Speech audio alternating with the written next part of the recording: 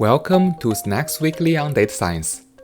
This podcast is all about making data science and machine learning knowledge accessible and less intimidating.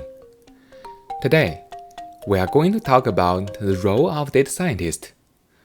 This episode is based on a tech blog titled How Data Scientists Lead and Drive Impact at Meta, written by their analytics team. You can find the link in this episode's description. Throughout this episode, we will explore the topic from both the business and data science angles. Now let's dive in. On the business side, let's start by exploring the broader context behind the problem. The field of data science has evolved significantly over the past few decades. Data science originated as a response to a fundamental challenge dating back to the early days of the computing age, which is organizations were generating more data than they could meaningfully understand or use. The job title, data scientist, began gaining attraction around 2008 and quickly became a buzzword, as companies like LinkedIn and Facebook recognized the need for professionals who could turn data into strategic advantage. And this helps to popularize the title. By 2012, Harvard Business Review famously declared data scientist as the sexiest job in the 21st century, and demand for data scientists surged across industries. From building dashboards and defining key metrics, to designing measurement frameworks and uncovering insights, data scientists became indispensable across companies with large volumes of data to leverage. At Meta, this expectation is even more pronounced. Formerly known as Facebook, Meta is one of the largest tech companies in the world. With billions of users across platforms like Facebook, Instagram, WhatsApp, and Messenger, the company operates at an enormous scale. In such a complex and fast-moving ecosystem, decisions must be data-informed and can be aligned across teams. That's where data scientists play a central and deep integrated role in product development. As one of the most well-known tech employers, Meta often sparks curiosity among newcomers to the field. What is the role of a data scientist at Meta actually look like? That's exactly what this tech blog aimed to unpack, by demystifying the role, responsibilities, and real-world impact of data scientists at Meta. Now that we've set the business context, let's dive into the blog and see what the data science leaders at Meta shared with us. The first key idea is that data scientists at Meta aren't just analysts. They are expected to lead product.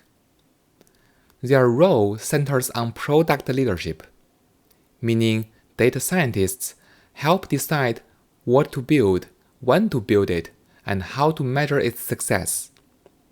A big part of the DS responsibility is to surface hard truths, challenging assumptions, and ensuring that decisions are grounded in data, even when the data may be counterintuitive. One major difference Meta stands out is in how it structures its data science team.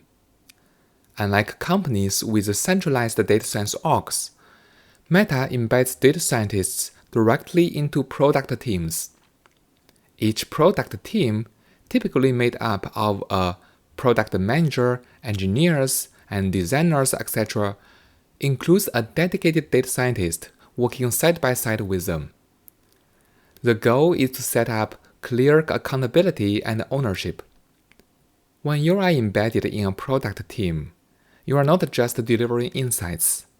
You are jointly responsible for the team's outcome and success. This structure gives data scientists significant influence over decision making. Although not every decision can be purely data-driven, especially for those in early exploratory phases, still, most major product changes lean heavily on data inputs and insights. Now, let's take a closer look at how data scientists drive better decisions through measurement and ecosystem understandings. Because Meta's products are so interconnected, even small changes can trigger wide-range downstream effects. For example, changing how messages are displayed might influence user behavior across the entire platform. Understanding these second-order and long-term effects is where data scientists truly shine. Here is a few examples about how the ecosystem looks like. One example is about the friends and family ecosystem. Imagine that you are connected with a friend, which forms a link. You and your friends can see each other's updates. And when they engage with your posts, you are more likely to return to the app and continue the interaction. A second example of the ecosystem is groups. After you join a group, you will see and engage with the contents in this group. And each group often has admins and moderators who actively maintain the spaces, curating content, welcoming new members, and even hosting real-world events. The group is a very tightly connected ecosystem.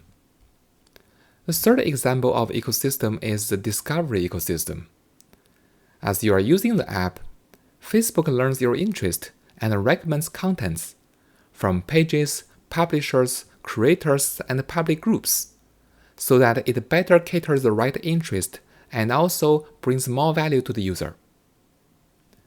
With all the examples about ecosystem over the years of experiences, Meta's data science team have developed sophisticated frameworks to model these complex systems. They don't just measure short-term lift, but also evaluate long-term values and system-wide interactions. That means the team designs experiments that could isolate both direct and indirect effects, which is a very important task at Meta's scale. Beyond the experimentation part, strategic decisions at Meta are also supported by trend analysis and descriptive studies. One example from the blog involves understanding the value of sending a message. Although the product Messenger has operated as a standalone app for over a decade, it's often been treated as separate from the core Facebook ecosystem. The two apps historically have distinct and sometimes conflicting goals, so changes in one app could affect the other in both helpful and harmful ways. To better understand their relationship, data scientist team from both Facebook and Messenger collaborated to run experiments that quantify the value of messaging to the broader Facebook ecosystem. Follow-up analyses also revealed that everyday messaging, even when not directly tied to Facebook content, plays a critical role in sustaining user engagement across the platform. Their findings helped shift product priorities and inform long-term investment decisions. Finally, the data science leaders also reflect on how the data science function has evolved at Meta.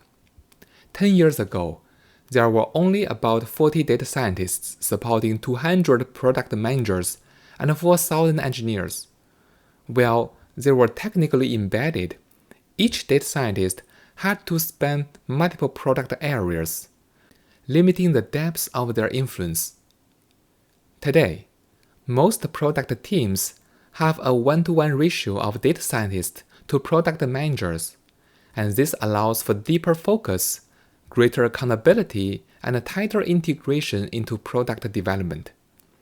And over time, as each team has experimented and learned, they've built a nuanced understanding of how Meta's ecosystems work, allowing them to model these intricacies and influence smarter, more informed decision-making. Now that we've covered both the business context and key takeaways, let's wrap it up. In this episode, we explored what it's like to be a data scientist at Meta.